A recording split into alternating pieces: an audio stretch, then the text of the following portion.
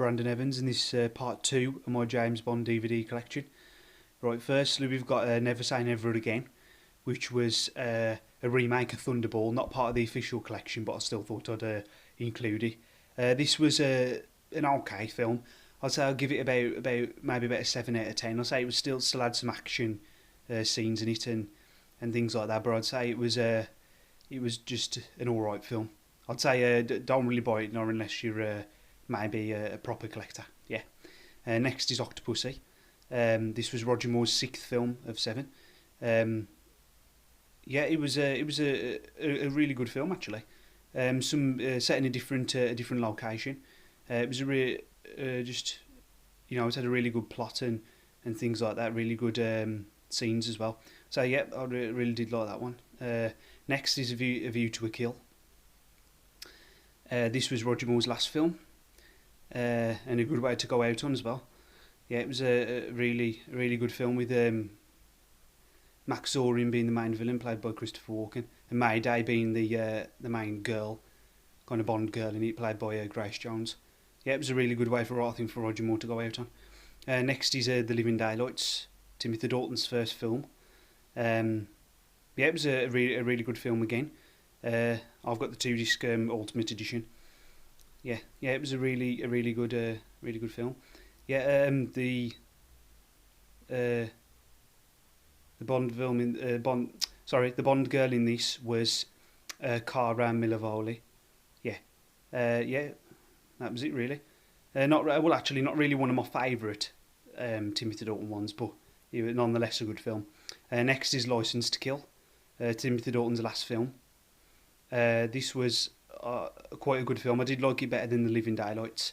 It was Robert Davi playing the main villain in this. Yeah, it was a really good film. Yeah, and I would buy that one as well. So next is GoldenEye, Pierce Brosnan's first film of 4.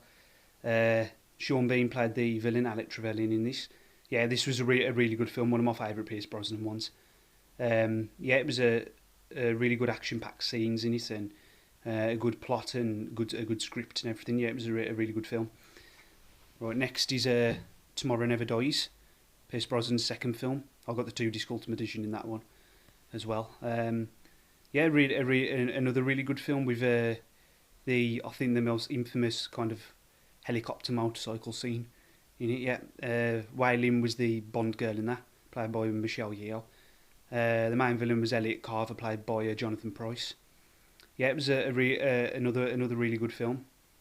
Some good gadgets in it and things like that. Next is The World's Not Enough, Pierce Brosnan's 3rd film. Q's last appearance in the film as well. Yeah, it was another really good film. Main villain in this is Renard, played by Robert Carlyle. And you had the speedboat chase at the beginning. The Parahawks in it as well. Yeah, some really good, really nice cars and everything in it. The buzzsaw helicopter, different things like that. Yeah, it was a really good film. Next is Die Another Day, Pierce Brosnan's last film. Probably my favourite actually of his, my definite favourite. Yeah, it was another really good film. Good plot, good good villains, good characters, good overall scenes and locations and everything. Main Bond girl in this was Jinx, played by Halle Berry. The main villain was Gustav Graves, played by Toby Stephens, and Zale, played by Rick Yoon. Yeah, it was a really good action-packed film, and I would definitely get that one maybe early before the other ones. So next is Casino Royale, more updated version James Bond, Daniel Craig in his first Bond film. This one was I'd say a really good opening film for Daniel Craig. It was greatly shot and things like that.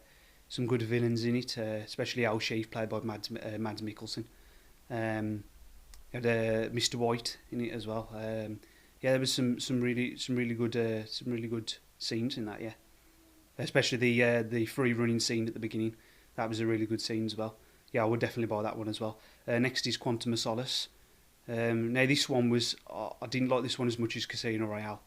I think this is Daniel Craig's probably maybe his worst James Bond film. I'll say because I say the scenes are okay and everything, the characters, but I think he did lack a bit of action maybe in some scenes, and it could have had I think some just better shots in some scenes and things like that. But nonetheless, still a good an okay James Bond film. Next is Skyfall.